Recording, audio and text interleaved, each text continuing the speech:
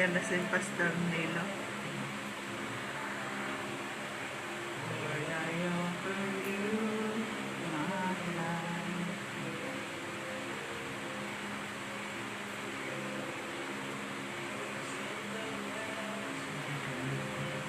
Share and sing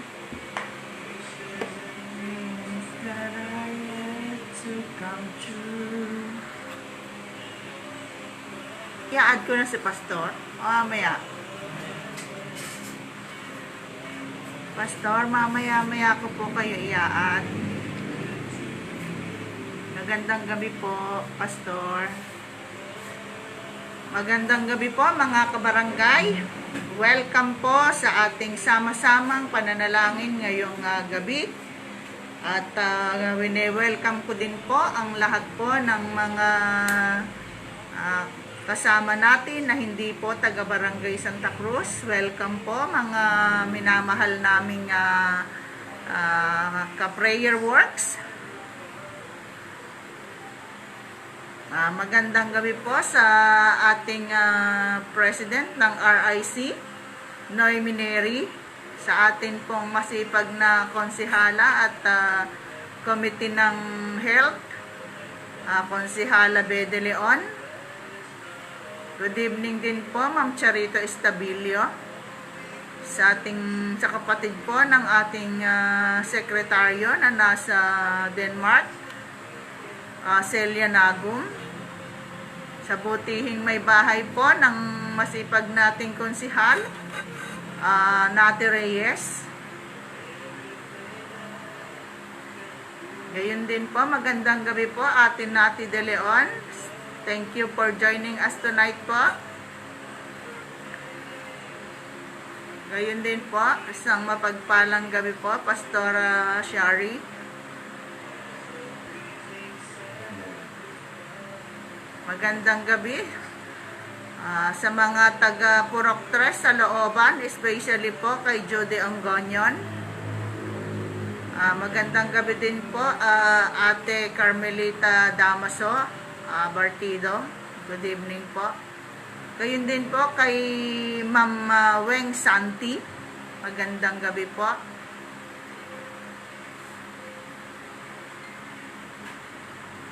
Opo, Pastor. Thank you po for waiting. Charito Estabilio, good evening po. Mina Dayaw Villegas, thank you for joining us tonight. Gandang gabi po. Sa akin pong hipag, Lina Sabado Sagat from Purok 3. Salamat po sa pag-join ngayong gabi. Gayon din po kay Ate Cora de Leon Dasig, isang mapagpalang gabi po diyan sa inyo, sa Purok 3, sa looban po. Salamat po sa palapalagi ang pag-join.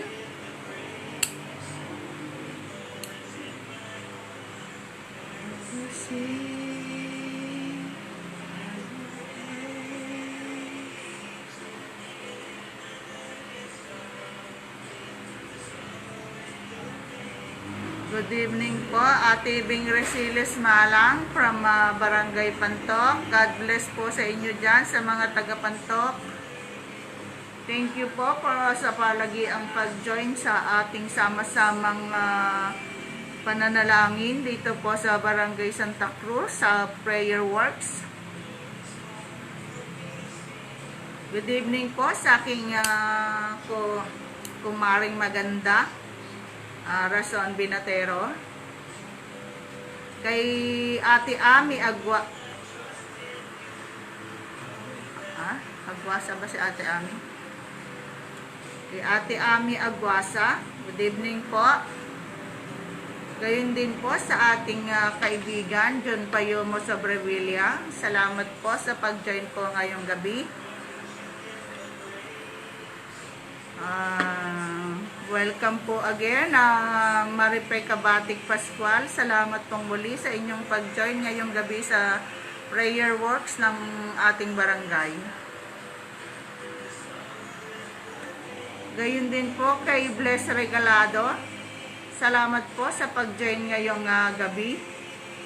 welcome po. Kay Sister Maris Manangan Hilarion, good evening po sa inyo. Sa akin pong pinsan sa New York, Cora Martin Bueno, isang mapagpalang gabi po diyan sa inyo sa New York. Sa aking kumpare, Roger Reyes ng Porocatres, magandang gabi po. Also, welcome Ate Josie Malano. Salamat sa pag-join ngayong gabi.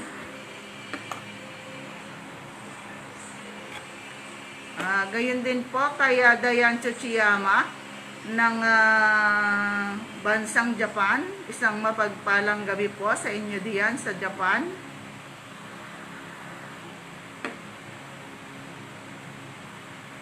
Share po natin para marami po tayong ayan Ate Josie, nag-appear na yung iyong message. Josie Cordero Malano ng Purok 1.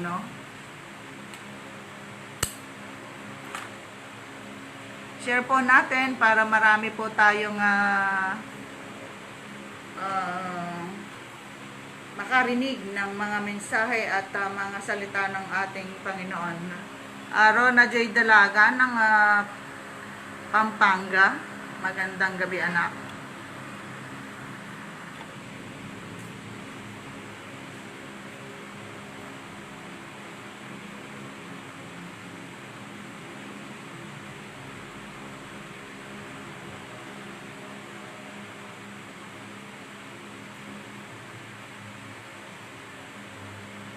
Sa mga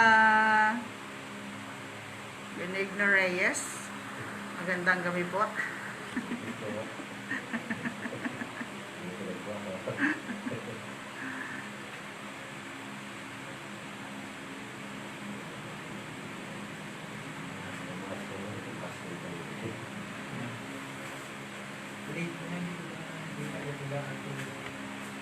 Ano yan?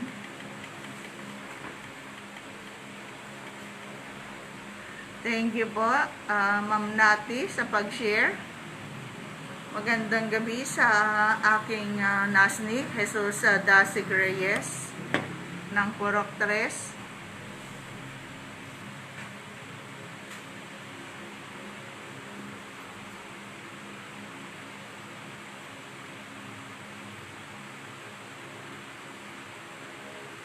Yun din po sa isa nating ka-prayer works na si Ma'am Maribik Dayaw Ambuligan Berber.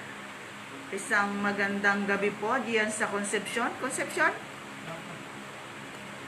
God bless sa Concepcion po.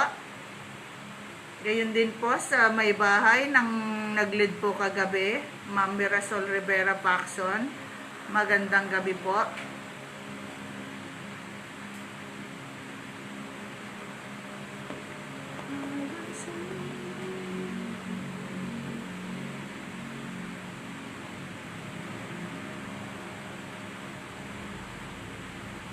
Magandang gabi po muli sa aking magandang pinsan na nasa Canada, Ann Cordero.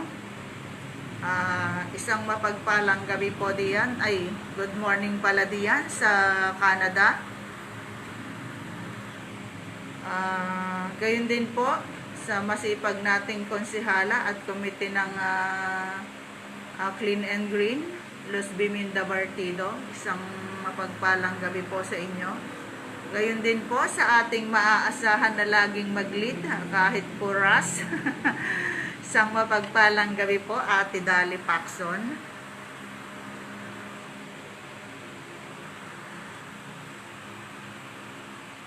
Gayon, thank you very much po, Bro Darwin Paxson, sa pag-lead kagabi. Isang mapagpalang gabi po. Gayon din po sa President po ng ating Barangay Health Worker, Filomena Valerio. Isang mapagpalang gabi po sa inyo. Gayon din po sa ating kabarangay na si Ate Celestina Morales Villegas. Isang mapagpalang gabi po. Thank you for joining us po tonight.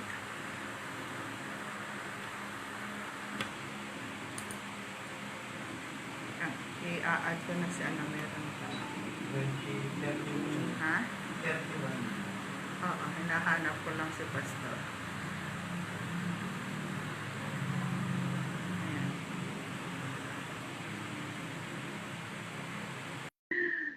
Sol, may nagre-request na sa'yo. Marisol Paxson, may nagre-request na sa'yo na mag-lead.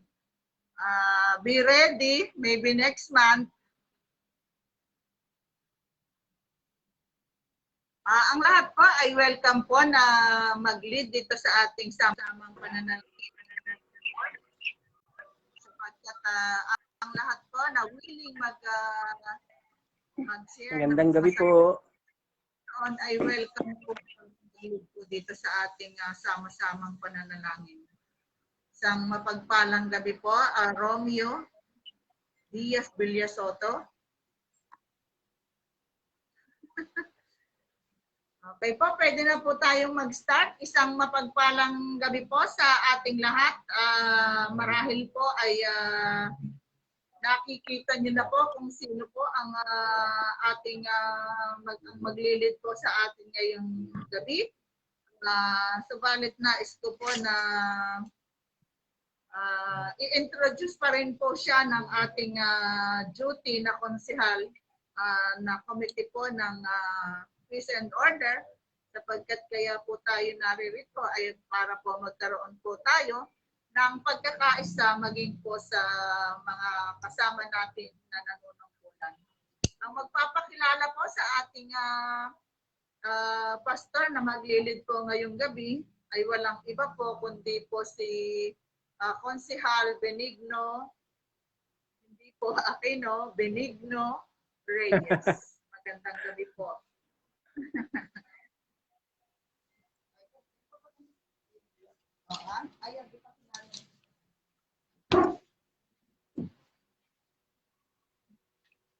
Isang mapagpalang gabi po sa ating lahat. Muli na naman po tayo magsasama-sama sa ating pong 6 o'clock na panalangin. Una po, muli po nagpapasalamat ako sa aming kapitana na walang sawa kahit na medyo na-stress po siya. Kaya nga po niya, sama-sama kayang-kaya. At sa ating pong sekretaryo, ating pong barangay, at sa lahat po ng bumubuo ng barangay Santa Cruz, magmula po sa kapitan hanggang sa Tanod Beach, inaabot po namin sa inyo ang isang magandang gabi sa lahat po sa ibang lugar po na tumatangkilik palagi sa ating pong panalangin ngayon pong araw ng Lunes. At ngayon po ay binibigay ko na po ang ating pong magbibigay ng isang mensahe at panalangin. At sana po ay sama-sama tayo. Muli, magandang gabi po. Narito po ang ito naman pong walang sawa rin na magbigay at sumuporta sa ating barangay Santa Cruz. Wala pong iba kundi si Nilo de la Cruz ng taga Santo Domingo pa at Church of Christ po. Ang magandang gabi po, Pastor. Magandang gabi po, Konsi. Hindi na po mag-gabi. Okay, so maraming salamat po, Konsehal Benigno. Hindi raw po Aquino, sabi ni Kapitan.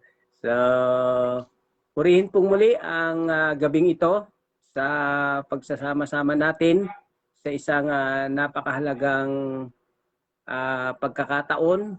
At ito nga po ang sama-samang panalanginan upang patuloy na ating idulog ang ating pong barangay, ang ating pong bayan, ang probinsya ng Nueva Ecija, ang ating pong bansa sa ating Diyos na makapangyarihan patungkol po sa patuloy na nangyayari sa ating bansa, ang pag-iral po ng COVID-19 plus Delta variant.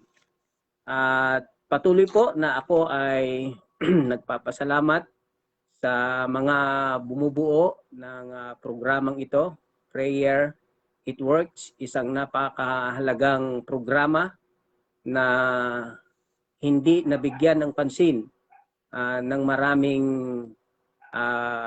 bayan, probinsya, o syudad, kundi tayo po dito sa barangay Santa Cruz ng Saragossa ay nakita po natin ang napakahalagang pananalangin, paghingi ng patnubay, paghingi ng himala mula sa ating Diyos na makapangyarihan. At kaalinsabay po nito ay patuloy na ating pong mapakinggan ang mga salita ng Panginoon. At minsan pa, inuulit ko po, ang pananalangin kasi ay ang communication. Ano po? So tayo po ay nakikipag-usap sa Diyos at ang Diyos sa pamagitan ng kanyang banal na salita ay nangungusap din po sa atin. Kung kaya sakto po yung ating programa, meron pong pag-aaral,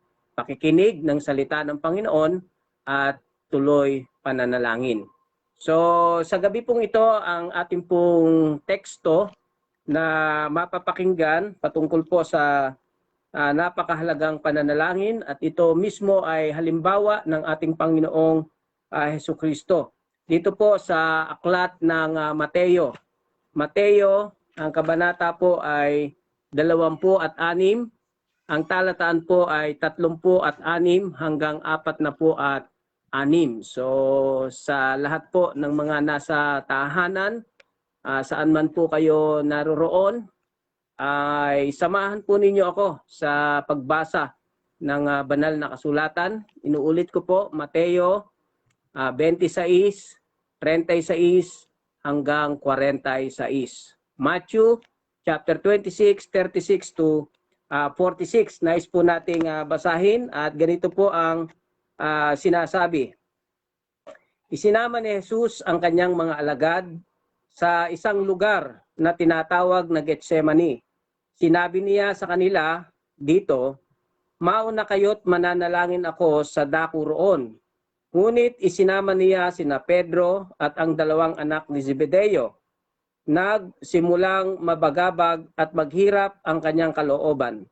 Kaya't sinabi niya sa kanila, ako'y halos mamamatay sa tindi ng kalungkutan. Maghintay kayo rito at samahan ninyo ako sa pagpupuyat. Lumayo siya ng kaunti, nagpatira pa siya at nanalangin. Ama ko, kung maaari po, ilayo ninyo sa akin ang kopang ito ng paghihirap. Ngunit hindi po ang kalooban ko, kundi ang kalooban ninyo ang mangyari.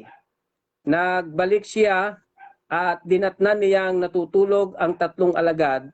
Sinabi niya kay Pedro, talaga bang hindi kayo makapagpupuyat na kasama ko kahit 1 oras man lamang? Magbantay kayo at manalangin upang huwag kayong madaig ng tukso. Ang espiritu'y nakahanda, ngunit ang laman ay mahina. Muli siyang lumayo at nanalangin, Ama ko, kung hindi po maaaring maalis ang kopang ito, malibang inumin ko, mangyari nawa ang iyong kalooban. Muli siyang nagbalik at nakita na naman niyang natutulog sila sapagkat sila'y antok na antok. Iniwan niya muli ang 3 alagad at siya'y nanalangin. At iyon din ang kanyang sinabi. Nagbalik na naman siya sa mga alagad at sinabi sa kanila, natutulog pa ba kayo at nagpapahinga? Dumating na ang oras ng anak ng tao ay ipagkakanulo sa mga makasalanan. Bangon, halina kayo, narito na ang nagkakanulo sa akin. Ang karagdagan pong pagpapala ang sumaatin mula po sa mga talatang ito na ating nabasa at narinig. So nakita po natin dito na ang ating Panginoong Hesukristo ay naglunsad ng pananalangin. Ang ating Panginoong Hesukristo ay lumapit sa Ama. Siya po ay pumunta sa Getsemani upang manalangin kasama ng kanyang 3 alagad. Sapagkat ang ating Panginoong Hesukristo dito ay nalalapit na pong mamatay. At ang kanya pong prayer request sa Ama, kung maaari ay hindi mangyari sa kanya ang kamatayan.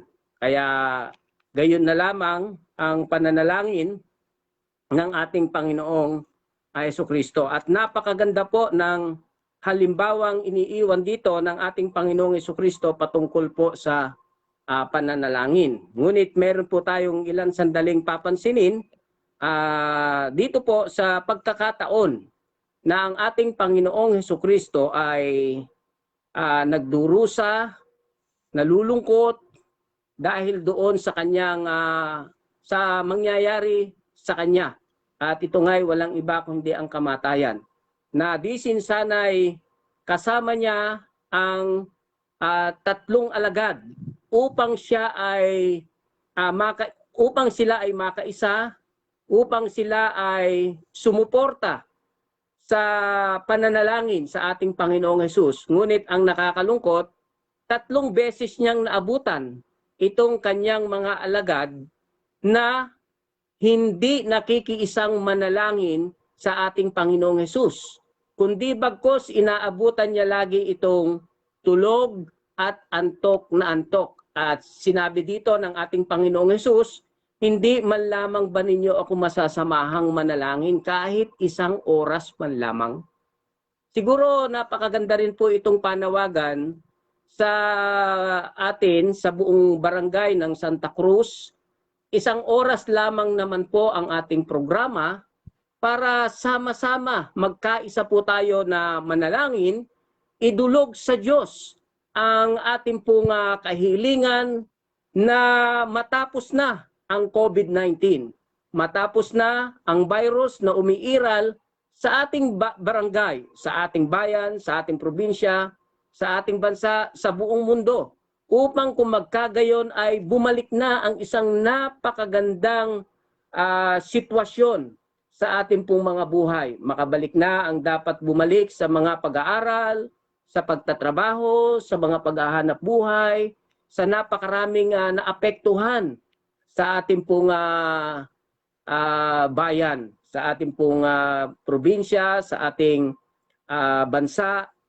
At ito nga ang napakabigat na problema ng ating pong ekonomiya. Talaga pong tayo po ay bumagsak na at kailangan tayo po ay makabalik na talaga sa mga pagtatrabaho. Kaya kinakailangan po kahit 1 oras lamang po, sabi nga ng ating programa ay araw-araw ito, 1 oras lang naman. Sana po ay magsama-sama po tayo. Sana po ay magkaisa tayo. Ang sabi dito ng ating Panginoong Hesus, hindi nyo man lang ba ako masasamahan kahit 1 oras man lamang. At ang sabi ng ating Panginoong Hesus, manalangin kayo upang kayo ay huwag matukso. So, kailangan po at sinasabi ng ating Panginoong Hesus na tayo po ay manalangin. Napakahalaga ng pananalangin katulad ng ginawa ng ating Panginoong Hesukristo. At dito po makikita natin yung 3 mahalagang bagay na ipinakita sa panalangin ng ating Panginoong Hesukristo. So unang-una, sana po ay matandaan natin yung panalangin may alab. Nakita po natin kung gaano talaga kaalab manalangin ang ating Panginoong Hesukristo. Talagang mainit yung kanyang paglapit sa Ama sa kanyang kahilingan. At pangalawa, makikita po natin diyan yung panalangin may pursigido. Ano po? So bukod sa maalab, talagang nandoon yung tinatawag na pursigido or persistency, tuloy-tuloy na nananalangin ang ating Panginoong Hesus. 1, 2, 3 beses talagang naninikluhod siya sa Ama. Lumalapit siya sa Ama, nakikiusap, kung maaari, wag mangyari sa kanya na ang saro ay dumaan sa kanya, at ito po kasi yung kanyang kamatayan. Dahil ang ating Panginoong Jesucristo at that time ay nasa lupang katawan, kung ano yung nararamdaman nating mga tao ay nararamdaman din at that time ng ating Panginoong Hesus. Kung maaari, ang bawat isa sa atin talaga namang kahit napakahirap ng buhay ay ayaw nating mamatay. Gusto nating mabuhay. At gayon din po ang ating Panginoong Hesus nang siya po ay naririto sa lupa. Kung maaari, huwag mangyari sa kanya to. Ngunit ang pinakamaganda po sa kanyang panalangin bilang pangatlo ay ipinaubaya niya sa Diyos kung ano ang kanyang kalooban. Po. Kaya makikita po natin dito yung pangatlong panalangin ng ating Panginoong Hesus, yung panalangin ayon sa kalooban ng Diyos. Thy will be done. Kung ano pa rin ang kalooban ng Panginoon ay yun ang mangyari. Kaya nga po sa verse 46 sa huli, ang sabi niya dito sa talata Matthew 26:46, bangon, halina kayo, narito na ang nagkakanulo sa akin. So ibig sabihin nito, mga kababayan, mga kabarangay, mga kapatid, kapananampalataya, itong huling talata na sinabi ng ating Panginoong Hesus, bangon, halina kayo, narito na ang nagkakanulo sa akin. Ito po ay declaration of triumphant. Ito po ay isang deklarasyon ng pagtatagumpay na paglabanan ng ating Panginoong Hesus ang mangyayari sa Kanya, natanggap niya kung ano yung mangyayari sa Kanya. So kaya mga magulang ko, mga kapatid, mga kaibigan, mga kapananampalataya, sa lahat po ng mga nakatutok sa ating pong programa, makikita po natin dito yung panalangin ng ating Panginoong Hesus na ipinakita sa atin. Una, panalangin may alab. Ikalawa, panalangin may pursigido. At pangatlo, panalangin ayon sa kalooban ng Diyos. So yan po ang ating pag-aaral sa gabing ito. At muli po, ang inyong lingkod ay nagpapasalamat sa isang napakagandang pagkakataon na patuloy na inyong ipinagkakaloob sa inyong lingkod at sa bawat isa sa atin, na tayo po ay sama-sama na makalapit, makadulog sa Panginoon. So muli po, tayo po ay mananalangin at inihiling ko pong muli na sama-sama na tayo po ay lumapit sa Panginoon. Tayo po ay manalangin. Muli po, aming Ama, Diyos na makapangyarihan sa lahat, Diyos na punong-puno ng awa, mapagmahal, mapagkalinga, mapagbiyaya sa lahat ng aming pong mga pangangailangan. O Diyos, alam po namin na nalalaman mo ang nangyayari sa aming bansa, sa iyong mga anak.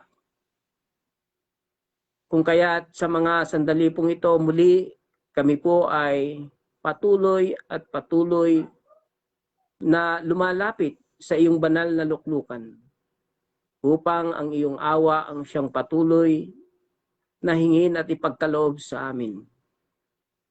O Diyos, tulungan mo po ang aming Pangulo, ang kanyang mga kabinete, hanggang sa pinakamababang katungkulan. Ibigay niyo po sa kanila ang karunungan. Ang aming pong kapitan sa Barangay Santa Cruz, 10 ng kanyang mga konsehales, mga official workers. Yes, Father God, we ask your wisdom upang kung magkagayon ay aming mai-handle o higit sa lahat ng aming mga leaders ay mai-handle ang nangyayaring ito sa amin. At nawa po, O Diyos, ang aming pong ekonomiya ay muli magbalik sa isang magandang kaparaanan. Makabangon ang aming bayan, ang aming barangay, ang maraming mga tao ay muli magkaroon ng mga trabaho.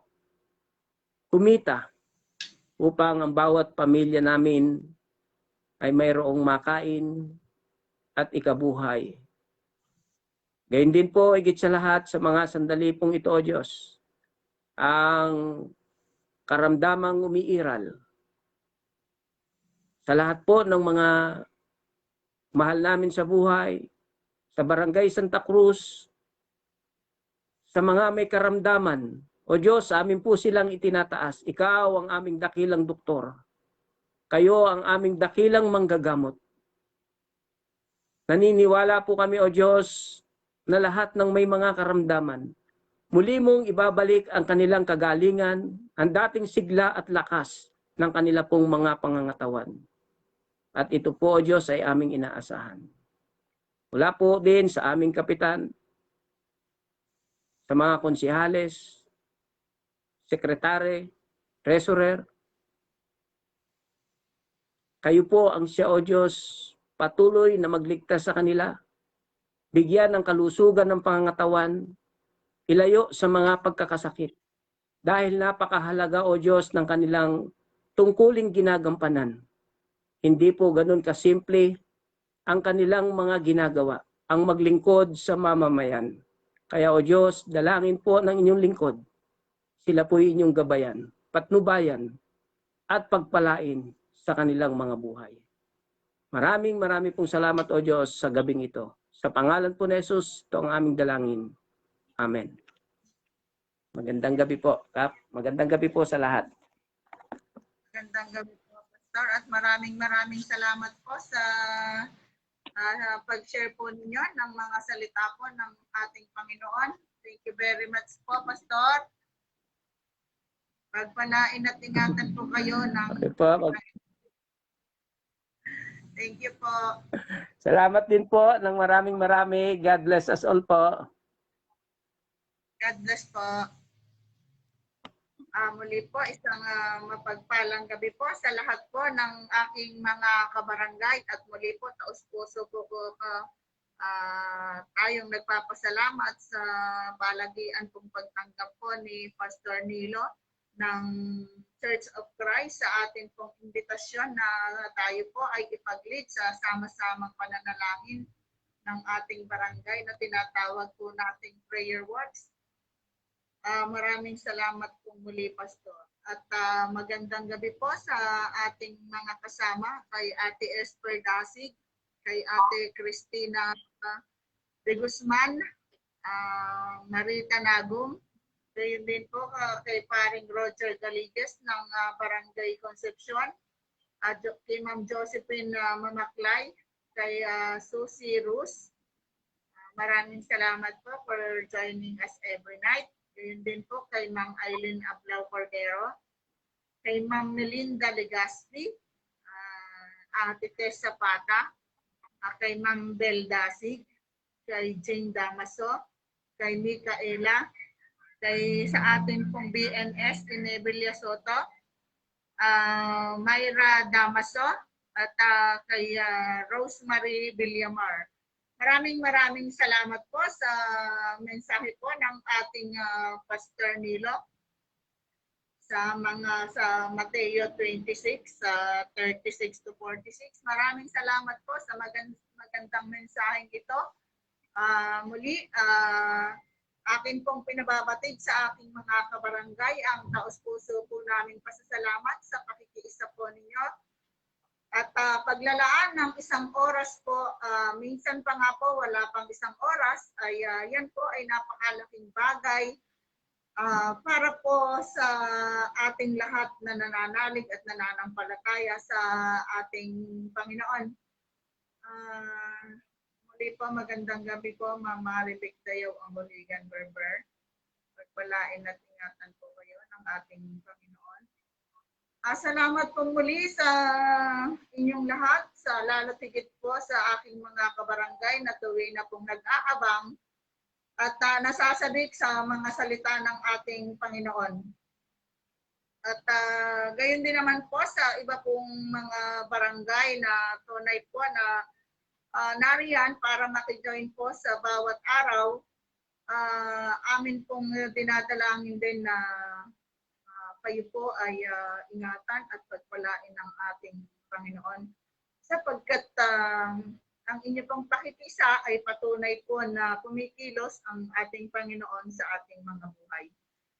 Muli po, ang paalala po namin, kapag sama-sama, kayang-kaya, at with God, all things are possible. Muli po, isang mapagpalang gabi sa inyong lahat. God bless Santa Cruz. God bless Zaragoza. God bless Philippines. Maraming salamat po. Thank you po, Pastor. God bless po dyan sa Domingo. Okay, God bless po. Salamat po. Thank you din po.